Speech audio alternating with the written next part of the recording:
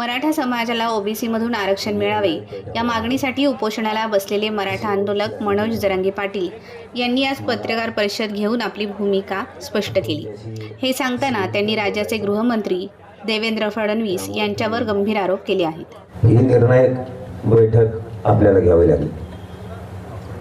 ही आपल्याला नंतर घ्यायची होती, पण आपल्या मराठ्यावर लवकर वेळ आली ती घेण्याची। कारण कोणीतरी स्वप्न बघतंय मराठा हरवण्याचं, आणि मराठ्याला हरवण्याचं स्वप्न बघायला लागले म्हणून थोडी लवकर घ्यावं लागली। नाही ते 3च्या नंतर बैठक होणार। आता मी मूळ विषयाला हात घालतो। मी छत्रपतीच्या समक्ष बसून सांगतो तुम्हाला, मी कुठल्याच पक्षाचा नाही किंवा कुठल्याच पक्षाच्या वतीनं काम करत नाही, हे तुम्हाला प्रामाणिक सांगतो। उद्धव ठाकरे साहेबांचं सरकार होतं त्यावेळेसही मी त्यांना बोललेलो आहे, ते कठोर भाषेत, आणि आता यांचं आहे तरी बोललो। याचा अर्थ मी कोणत्याच पक्षाचा नाही, मी माझ्या समाजाचा। मला समाजापुढे कोणाचाच मुलायचा मी ठेवत नाही। मग वेळे प्रसंग मला अर्ध्यावर समाजात सोडलं तरी चालत, पण मी समाजाशी निष्ठा नाही येऊ शकत। आणि नेमकं झालंय काय आता ते सांगायला तुम्हाला सुरुवात करतो। नेमकं झालंय असं, सरकारनं दिलंय 10% आरक्षण,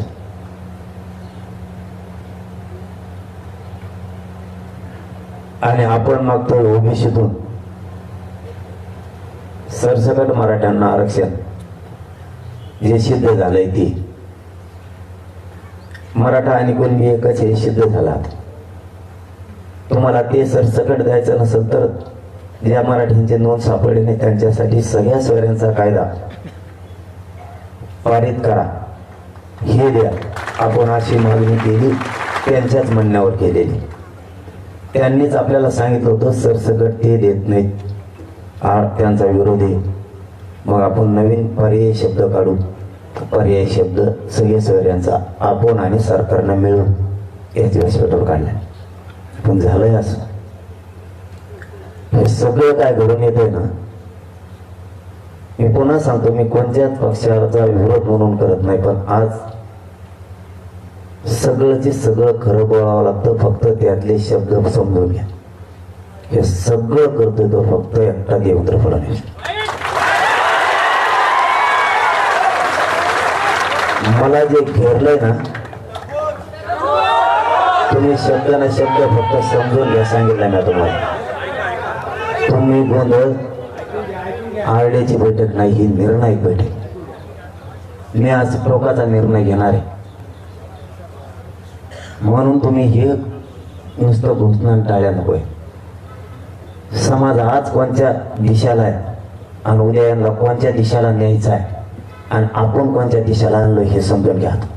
मराठ्यांचा दरारा पुन्हा एकदा राज्यावर निर्माण झाला, आणि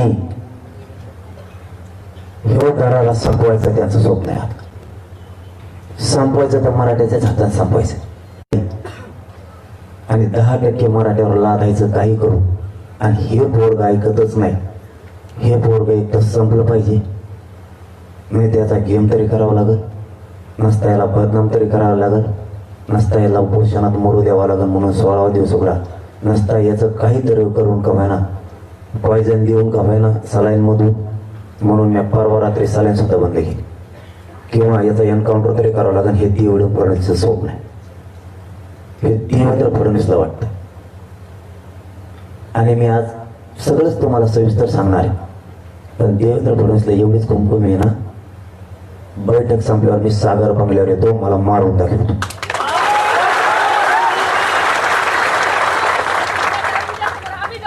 तुला माझा बळी घ्यायचा आहे ना, तुला माझा बळी पाहिजे ना, मी तुझ्या सागर बंगल्यावर होतो की माझा बळी। पण समाजाची इमानदारी मी नाही ऐकू शकत। समाजाला ओबीसीतून आरक्षण पाहिजे, तेच घ्यायचंय, येणार आहे। 10%ला नाही हात लावून, माझ्या तोंडून ओतून घेण्यासाठी तोच योग उभा केलेला। मी त्याला दोष देत नाही. आता हे जो उभा केलाय हे त्यांनीच उभा केलाय. मुंबईत बसून हे देवेंद्र फडणवीसनेच हॉटेल दिले. तिथून उतरून पत्रकार परिषदा, पत्रकार बांधवावर आणि मीडियावर एवढं दबाव आहे की बच्चू कडूंचा कार्यकर्ता आहे तो. बच्चू कडूला इतक्या वेळेस दाखवलं नसून इतकं त्याला दाखवलं. शब्द ना शब्द, सेकंद सेकंद मीडिया दाखवते. हे फक्त देवेंद्र फडणवीसचा हात याच्या पाठी. त्याला सगळी ताकद दिली. आतल्या सगळ्या गोष्टी बाहेर काढा. हे फक्त देवेंद्र फडणवीसचं काम.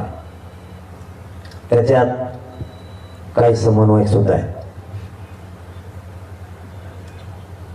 मुंबईचे 4-5 समन्वयक सुद्धा आहेत की ज्यांची दुकानं बंद पडलेली आणि ते एकनाथ शिंदे साहेबाच्या आजूबाजूला फिरते. वेळ आले ते त्यांचं सुद्धा नाव घेणारे बिगर मिशावाले ते सुद्धा त्यालाच पालन पोषण करतात. शिंदे साहेबाचा एक प्रवक्ता सुद्धा त्याच्या सोबत आहे आजूबाजूला. यांनी त्याला उभा केलाय. नारायण राणेंनी काल आमच्या गेवरा तालुक्यातल्या 2 आणि अंबड तालुक्यातला 1 जण उचलून दिले. त्यांच्या माध्यमातून सुद्धा आता प्रेस सुरू होणार आहे थोड्या वेळा मला बदनाम करण्यासाठी. तेही तिथे मुंबईत एखाद्या वेळेस आता घेतील प्रेस किंवा माझं झाल्यावर घेतील. असे हे जे बदनाम करणारे टोळी राज्यात उभा केली. तुम्हाला याच्यातून एवढंच सांगतो, नारायण राणे साहेबाची हिंमत बी नाही देवेंद्र फडणवीस साहेबचे म्हणले करू नको. तर हे सगळं देवेंद्र फडणवीस साहेबाचं षडयंत्र. टोटल देवेंद्र फडणवीस जर साहेब म्हणले तर 1 मिनिटात सगळ्या सोयीची अंमलबजावणी. एकनाथ शिंदेना हे दोघं करू देत नाही. ही परफेक्ट माहिती. याच्यात त्याला सांभाळायला मुंबईत देवेंद्र फडणवीस सुद्धा 2-3 आमदार आहेत. ते पण मराठ्यांचे. हे सगळं षडयंत्र आहे. मराठा हे पोरग जर असंच राहिलं आणि हे जर समाजाशी निष्ठावान राहिलं तर समाजाला डंक सुद्धा लागू शकत नाही. पण मात्र आपण बरबाद झाल्याशिवाय राहत नाहीत हे त्यांना वाटतं. समाजाचं आपलं स्वप्न होतं गुलाल उधळा. समजून घ्या. यांचं स्वप्न होतं 10% दिलं की असा गुलाल उधळला नाही. याचा अर्थ त्यांनी ओळखून घेतला. आता काही खरं दिसत नाही. आपला अपमान झाला. दुसरं सांगतो, देवेंद्र फडणवीसला माघारव हे का करतोय ती शंका भाजपमधल्या असणाऱ्या मराठ्यांना आणि राष्ट्रवादी काँग्रेस, शिवसेना, काँग्रेसमध्ये असणाऱ्या पक्षातल्या सगळ्या मराठ्यांना तुमचा मुलगा म्हणून सांगतो, विश्वास ठेवा नाही तर नका ठेवू. फक्त मराठा म्हणून आज तुमच्या समोर कथन करणार. किंवा का असं करतोय त्याचं कारण आपल्या आई बहिणीचे डोके फुटले त्या दिवशी तो पोलिसांकडून झाला आणि आपण सांगितलं हे आई बहिणी तुझ्या आहे आणि त्याला ती माफी मागावं लागली. तेव्हाचा राग त्याच्या डोक्यात आत्तापर्यंत. मी माझ्या आई बहिणीच्या बाजूने राहू नाही का? मी काय चूक नाही केली. दुसरं, त्याला एकदा उपोषण सोडायला यायचं होतं. त्याला डाग धुवून घ्यायचा होता मराठा समाजात आणि तो आई बहिणीला शिव्या दिल्यामुळे मी नाही येऊन दिला. त्याला तिसरा राग आहे. अमित शहा संभाजीनगरला येणार होता, तो आला नाही. त्याला चौथा राग आहे. 19 तारखेला नरेंद्र मोदी येणार होते.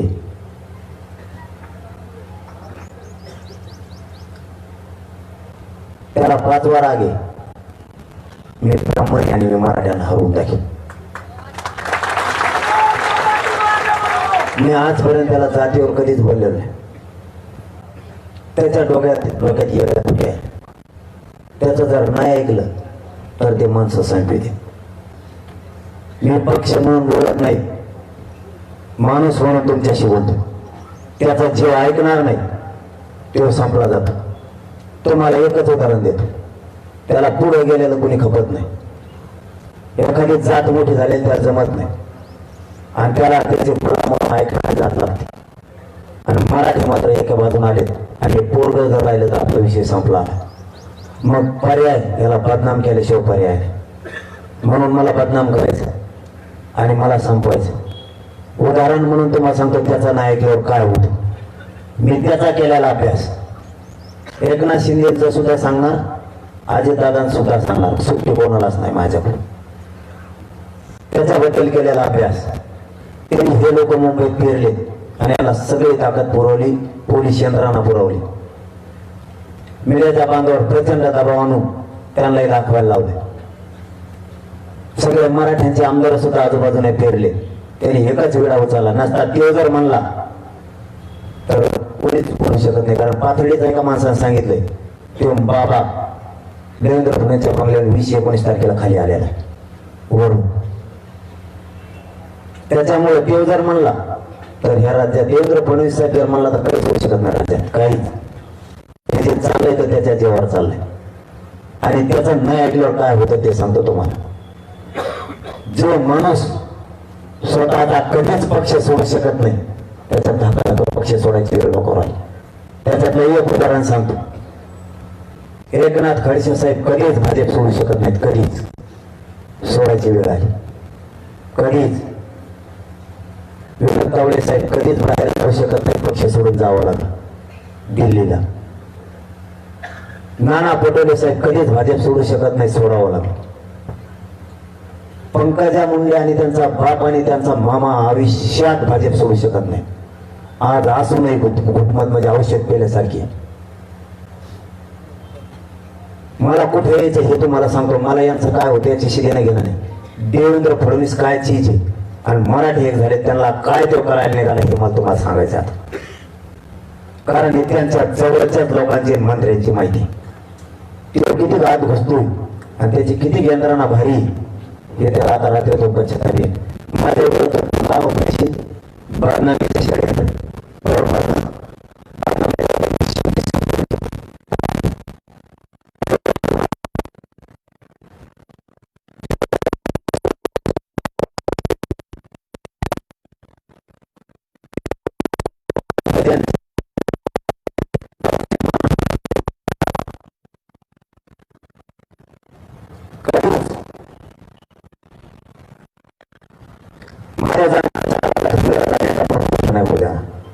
कधीच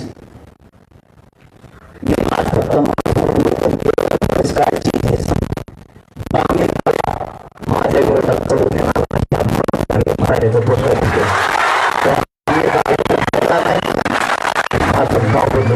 आता ध्यानात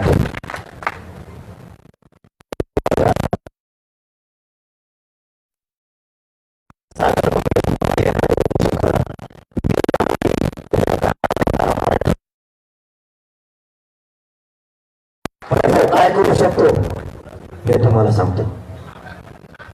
काय करू शकतो हे तुम्हाला सांगायला लागलो. याला मी सांगताना पक्षाला घेऊ नका, मी सांगताना पक्षाला घेऊ नका.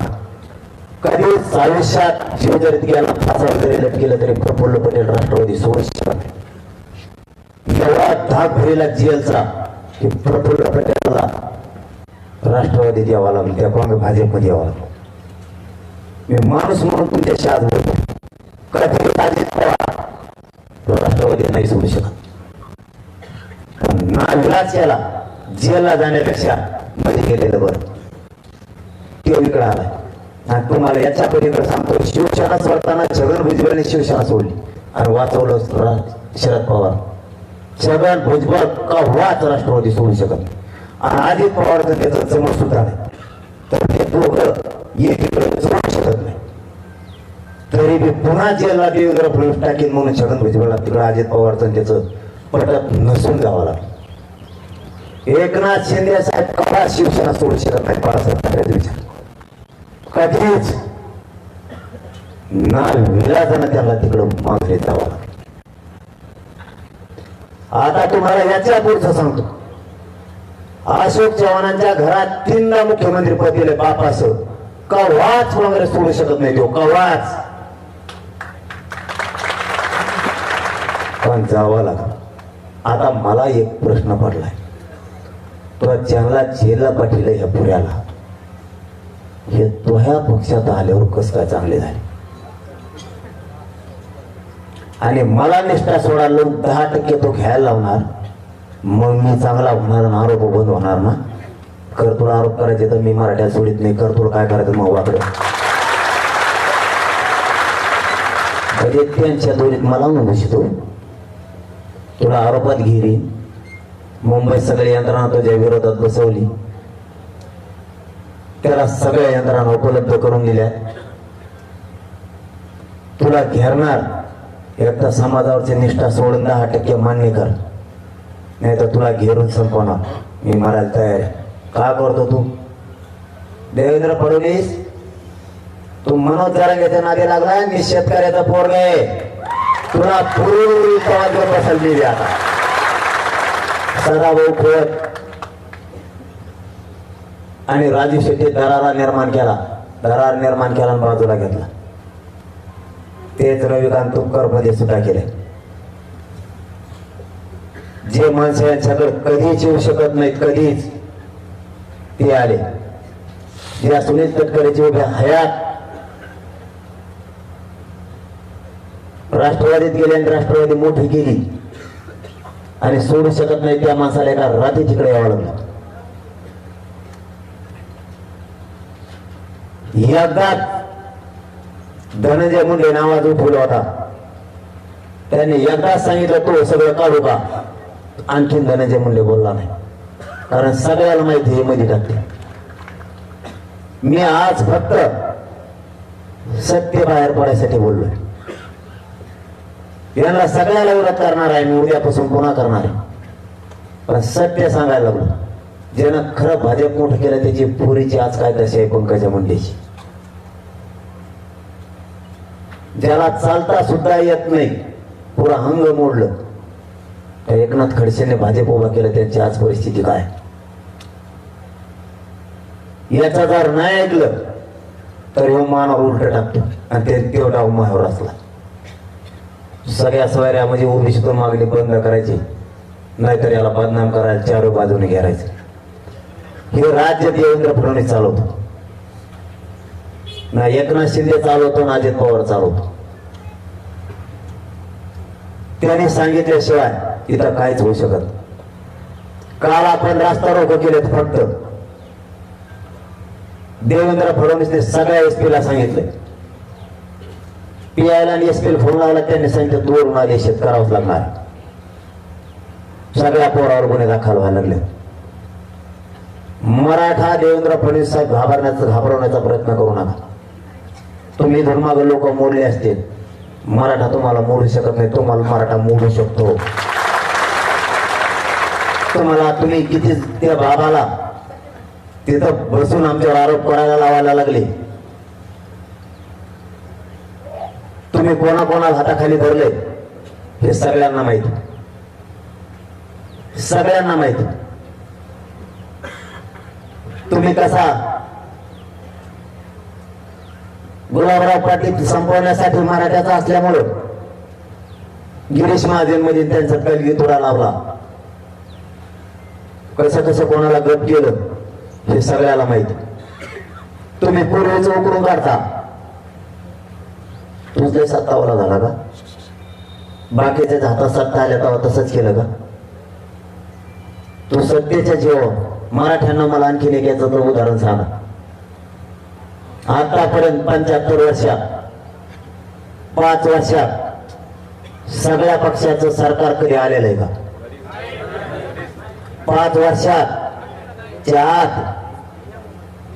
सगळ्या पक्षाचं सरकार 75 वर्षात कधीच नाही आलं.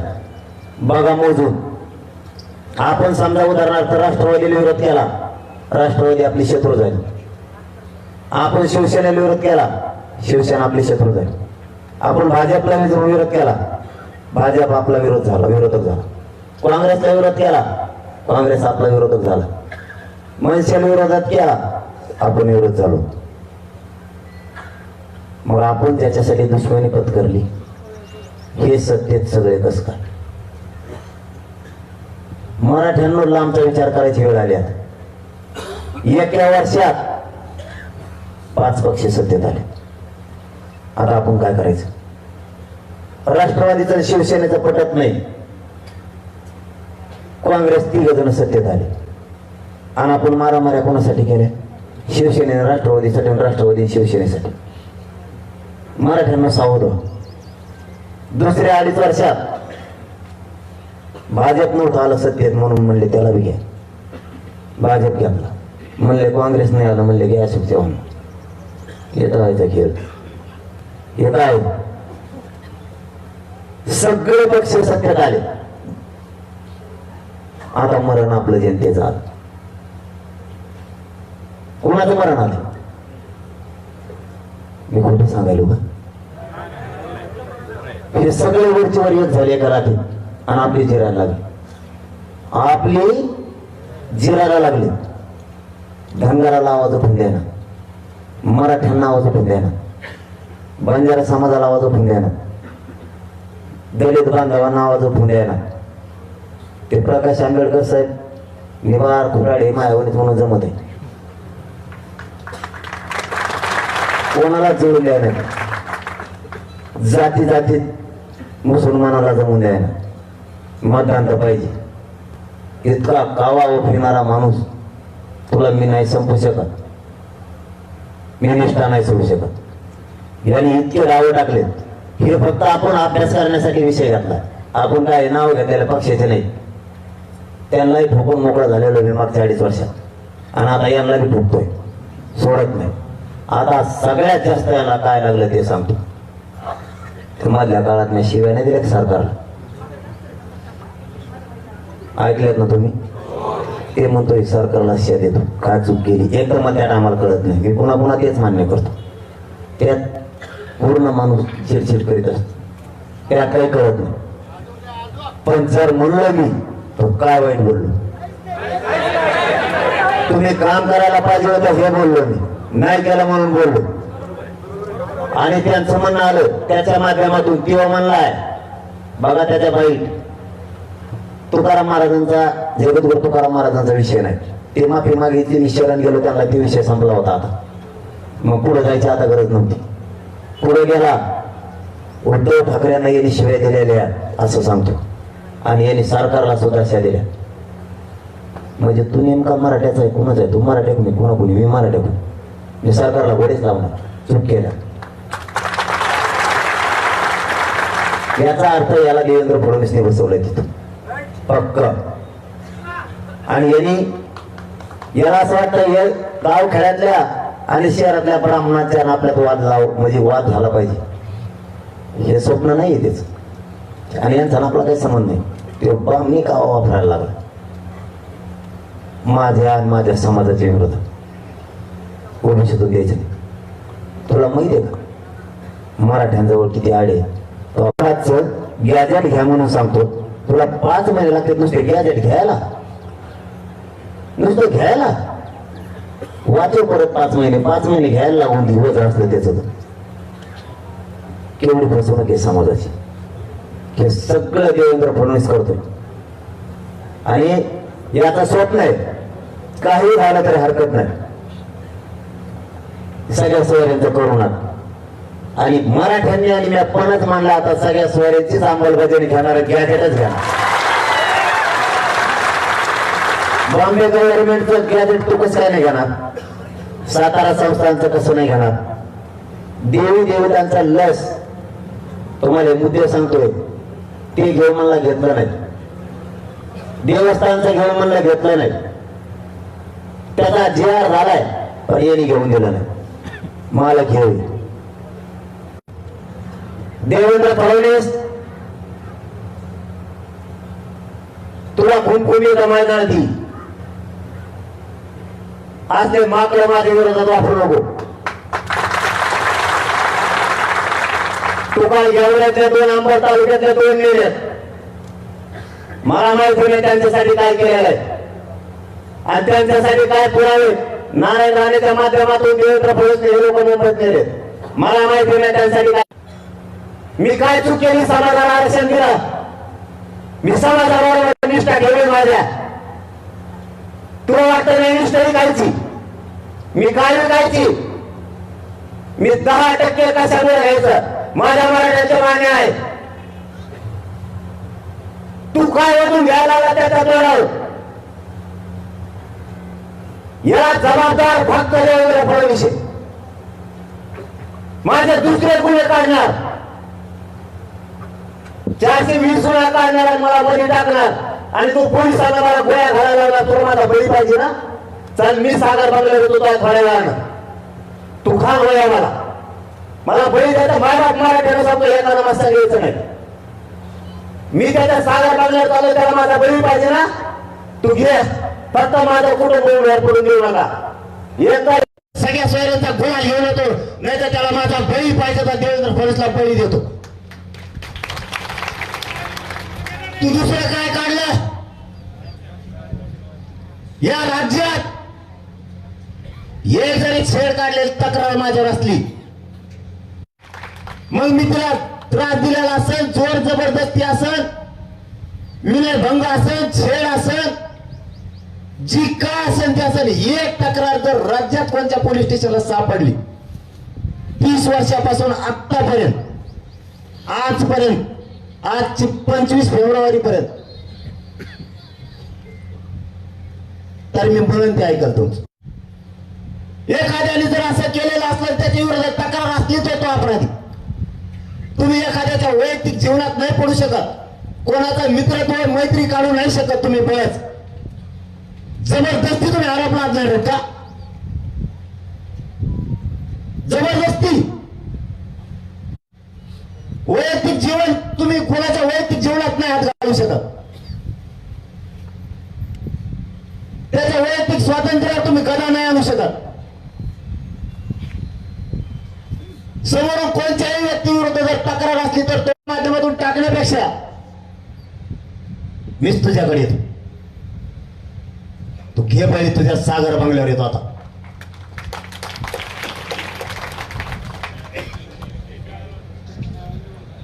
तू साधी सोपी गोष्ट समजतो आणि इथून पाठीमागे ज्यांना तू असे षडयंत्र करून दाबलं त्यांच्यासारखं मला नको समजू. यावेळेस तुला सुपडा साफ होणार आहे, म्हणून तुला लागायचं काय? तू 10% अंतर लाजितो ते असून केलेले याचा षडयंत्र बंद करावं. आता याचा परिणाम तुम्हाला 14 राज्यातले शेतकरी सुद्धा भोगायला लागणार आहे. तुम्हाला आता सोडित नाही कोणी. तुम्ही शेतकऱ्याचे मूर्त्या पाडायला निघाला तुमच्या सत्तेसाठी. तुम्हाला मोठ्या जाती संपवायच्या आणि छोट्या छोट्या जाती, मोठ्या जाती संपून छोट्या छोट्या जाती मोठ्या करायच्या. तुम्ही उत्तर प्रदेशात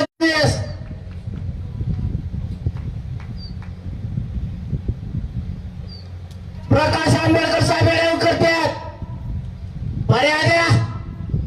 हे आठवले साहेब, देवेंद्र फडणवीस मनोज जरांगे पिल्लाच्या नादी लागला असतो, लागलास.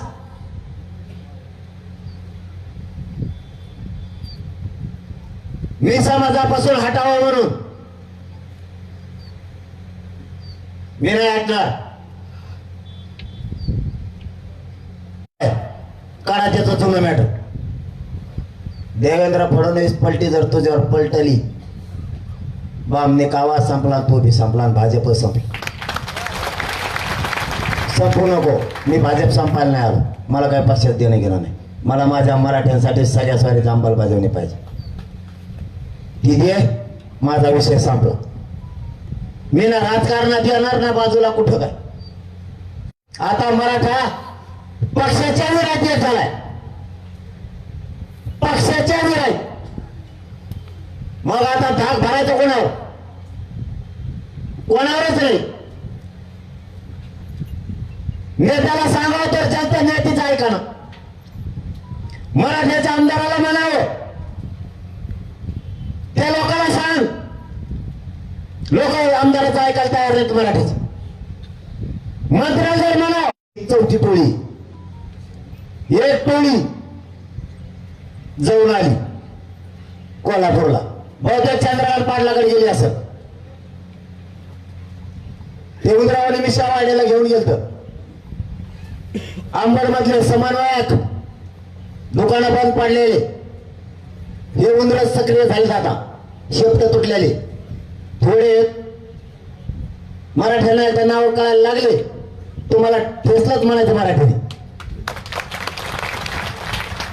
हे घेऊन गेलाय अंबड तालुक्यातले 4 आणि गेवरा तालुक्यातला 1, कोल्हापूरवारी करून आणलंय.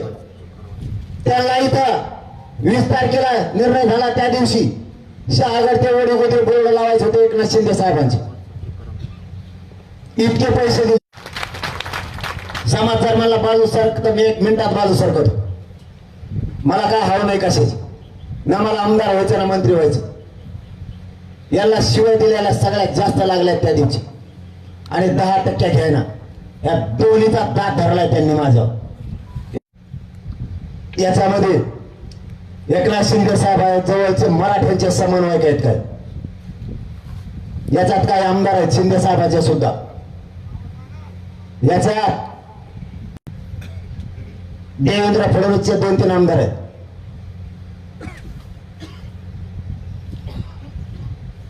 हे त्याची पुढे दाखल करतात, आणि देवेंद्र फडणवीस पूर्ण पुरवलंय त्याला पैशापासून सगळं. आणि तो आरोप करतो नसता देवेंद्र फडणवीस जर म्हणला ना मुंबईत पान बी हलू शकत नाही, पान बी, हे देवेंद्र फडणवीसच्या मर्जीशिवाय होऊ शकत नाही, होऊ शकत नाही. हे सगळं देवेंद्र फडणवीस तर असलेला डाव आहे. बहुजन, ओबीसी आणि मराठा संपला पाहिजे, हे पहिल्यापासूनच्या त्या डाव आहेत. नसता माझा ऐका, नसता तुम्हाला मध्ये टाकी, हे प्रत्येकाला धमकी. मला मध्ये टाकायला त्याच्यावर काहीच नाही. पुन्हा सांगतो मराठा, ते 420 म्हणजे काय, मी काय कोणाचे पैसे आणून बुडलेले नाही. 420चा गुन्हा दाखल करा, ते त्याच्या आधी पुढचं सांगतो काय झालेलं ते पैसे आल्याला तोटा, त्यात 3 जण होते त्यांनी वाटून घेतलेला तोटा. आपल्या आपल्या वाट्याला आपले आपले हिस्से पडलेले, त्याच्यामुळे त्याच्यात मग बळच नावाले ती हिस्सा दुसऱ्या वे, मी इकडे तिसऱ्याच्याच पैसे भरतो याचे. तरी म्हणणार त्याच्यात बी असलं तरी काय मोठं नाही, छत्रपतीसाठी गुन्हा आहे, त्यात तोटा आला, त्यात पैसेच नाही आले, मी काय करू, माझं काही नाही. तू काय गुतणार मला देवेंद्र फडणवीस, त्याच्या माध्यमातून उकळून घ्यायला लागलास. माझ्यावरती कसलाच आरोप नाही, कसलीच तक्रार नाही, आणि त्याच्या माध्यमातून त्याच्यावर तर मी बोलत नाही. हे सगळा करता करी होता तुम्ही, आणि तू ही जिरवायची. तुला माझा बळी पाहिजे ना, पाहिजे ना. इथं उपोषण करणं मरण्यापेक्षा मी कोणाच्याच वाहनात बसणार. मी तुझ्या सागर बंगल्यावर पायी येतो. मध्ये जर मेलो मी मध्ये अन्न घेणार नाही, असंच उपोषण करत जाणार. त्याच्या दारात माल नेऊन टाका. त्याला बळी पाहिजे माझा. पण एक तर आता मला माघारी आणा. एका शब्दात धरून बोलत जाऊ नका. मला पुढं काय सांगायचं बघत जा. मी तुम्हाला फक्त खवळतो, पण वाईट काम काहीच करीत. खवळतो तुम्हाला, पण तुमचीच माया करतो. तरी यांनी माझ्या जवळचे फोडायला सुद्धा चालू केले. काल एक इनोवा गाडी आली होती, तिथे वडाच्या पलीकडे थांबली. त्याला माहित होतं इकडे CCTV. त्याने इकडे येऊन सांगितलंय, त्यांचं साक्षीदार आहे, नाव घेऊन सांगतो. फडणवीसची चाल सुरू झाली. आणि मराठा समाज राज्यातला जर मला फोन करत असला, माझं आंदोलन होत तर नाविलाज आहे. फक्त हे सगळ्या स्वारी जांभळ होऊच तर तुमच्याशी बोलणार नाही. त्याच्यानंतर रात्रंदिवस बोलणार. मी एकच फोकस केलाय, मराठ्यांना ओबीसीतून आरक्षण मिळून देऊस तर समाजावर आणि आजूबाजूच्या विश्वास ठेवायचा. आता आजूबाजूच्याने कसं वागायचं ते ठरवायचं. ते सरकार कोण काही त्यातले बोलायला लागले, डायलॉग बंद झाले. तो आगारात जर डायलॉग बंद होण्यात काही होतो राहील समाज. तू कोण त्यांची बाजू उडीत. तुला फोन आलेत का त्यांचे सांगा ना, तिकडंच हिंडतो. तुला वेळ मिळाला तर येतो. 2-4 जण जवळपास लांब गेलं जमाय. क्लासेसवाले सांगत देते, तुम्ही ऐकत नाहीत. क्लासेसवाले काय सांगत तुला माहिती आहे? तुला काही माहित नाही. कशाला डोकं तुम्ही आणखीन दिसायला. तुम्ही सरकारचे निरोप माझ्याकडे घेऊन येत होते आणि मी तुम्हाला लाथाने ठोकीत होतो. आपल्यापेक्षा पैसा पद चलतच नाही, चलतच नाहीत. माय बापा चलून बी जाणार नाही आयुष्यभर. तुम्ही जर मी तुमच्या ऐकायला म्हणून त्यांच्याकडून व्हायला गेले, तुमच्या सुद्धा पहिल्या आंदोलन सुरू झाल्यापासूनच्या सगळ्या रेकॉर्डिंग काढायला लागेल. कारण तुमचं काय हो तो मटणात अंडे चुरगळून खाऊ का? तुला कोणी सांगितलं मटण तिखट झाल्यावर अंडे चुरगळून खाल्ल्यावर तिखट होत नाही म्हणून? तुला कोणी सांगितलं रे? आता मी ज्या घरी रोज राहतो, आता ते भाकर नाही खायला देणार तर काय देणार मला 6 महिन्यापासून. आणि तुमच्या जेव्हा तुम्ही 13 तारीख दिली मार्च, एका रात्रीत देवेंद्र फडणवीसच्या सांगण्यात ऍडव्होकेट जनरल सराफ साहेब कोर्टात उभा राहिले आणि काल निर्णय झाला. ठोकणार का? न्यायालयाने कायद्यासारखा न्याय करावा तो आम्हाला मान्य. तुमचा शब्द आम्ही ऐकला, आम्ही गोळ्या औषध घेतले आणि सलाईन घेतले. मग एका रात्री त्याच न्यायालयानं 13 तारीख दिली होती. डबल एका रात्रीत तारीख बदलेली कस काय? आणि याचिका करता साधारण साध्या याचिका करते सरकारला हस्तक्षेप करता येत नाही, त्याला सेपरेट याचिका करावं लागतं. सरकारनं त्याला पुढे घातलं त्या हेगड्याला आणि त्याच्या आतून सरकारनं याचिका आणि सुनावणी घेतली. किंवा अन्याय नाही का मराठ्या? आम्हाला न्याय देणार नसलं तर आम्ही कोणाकडे जायचं? सरकार आम्हाला न्याय नाही देत, आम्ही जायचं कोणाकडे? काय वाईट मागण्या केल्या? सरकारला अधिकार नसून 56 आमदार रात्रीत येत बसले, सगळ्यांनी मिळून ठरवलं. ऍडव्होकेट जनरलला विषय मांडला सरकारच्या वतीनं आणि 13 मार्चला होणारी तारीख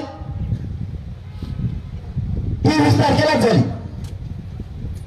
कसा न्याय मिळणार मराठ्याला? याच्या पुढचं सांगतो. 10% आरक्षण पहिले 13% आरक्षण देवेंद्र फडणवीस होता पाहिजे म्हणून पाहिजे. आणि आता माझ्यावर खोटे नाटे आरोप करणार, जबरदस्तीनं माझ्या नैत्य अंगावर घालणार.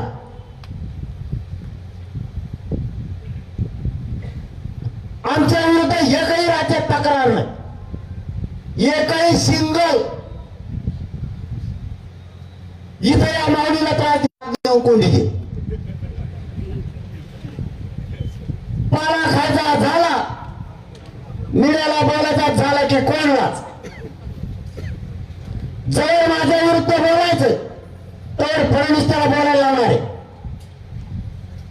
आणि एक दिवस त्याच्यावर असा येणार त्याला एकट्याला घराकडे काढून देणार. मी आज तुम्हाला जेवढे त्याचे उदाहरण सांगितले हे मी फक्त माणुसकी म्हणून सांगितले. त्याच्यावर त्या नेत्यांना ते आता स्पष्टीकरण द्यायला लावणार आहे. त्याला दम निघत नाही. त्यांनी स्पष्टीकरण दिलं तरी मला काही हरकत नाही. मी माणूस म्हणून तुमच्यासाठी बोललेलो आहे. त्याचं मी किती ऐकायचं करतोय. माझा मायबाप समाजाचे पोरं मोठे झाले पाहिजे म्हणून ओबीसीतून आरक्षण मागतोय. याच्यासाठी त्यांनी माझ्यावर षडयंत्र रचलं. तुम्हाला माझा मराठ्यांना प्रश्न आहे. 20 तारखेच्या अगोदर का रचले नाही? 20च्या अगोदर काय चुका केल्या नाहीत का? आताच माझ्याला चुकायला दिसाल्यात. याला मी समाजाच्या बाजूने नकोय. याला माहिती आहे पोरं खरं बोलतंय. हे जर समाजाच्या बाजूने उभं राहिलं तर प्रत्येक